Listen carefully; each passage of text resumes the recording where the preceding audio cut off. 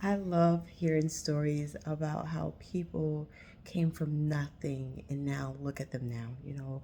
I've always wondered, they always say, oh, I didn't have anything. I lost my job, or I didn't have any money, or, I was evicted, or just been put out in a bad situation, but turn their bad situation into a business or a career, or, oh, I got discovered this way, or, I've always wanted to know how, even with people with kids, how did you take care of your kids or take care of yourself, or how did you live? What did you do how, or to get to the point where you are now? How in the world did you have nothing and built something that now produces the lifestyle that you've always dreamt of having?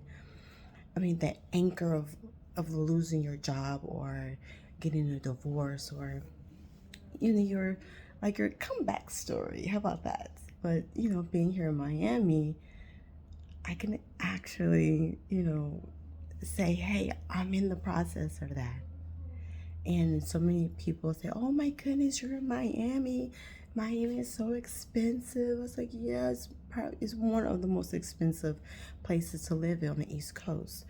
But when you think about the comeback stories of so many people, and they say, oh, I had to survive this, or I had to do this, and you don't really get the full entire story. And I know there's more to it than what a lot of people claim or say, but maybe I'll get to share my story because I'm at, a point where things last week were horrible for me. I mean, and completely out of my control. And I like to have a grasp on things that involve me.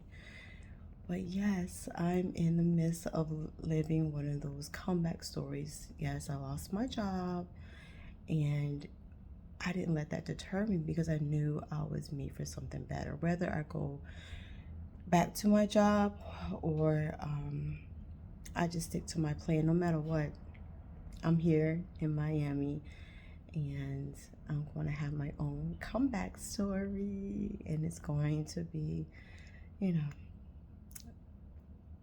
a story worth telling. About that.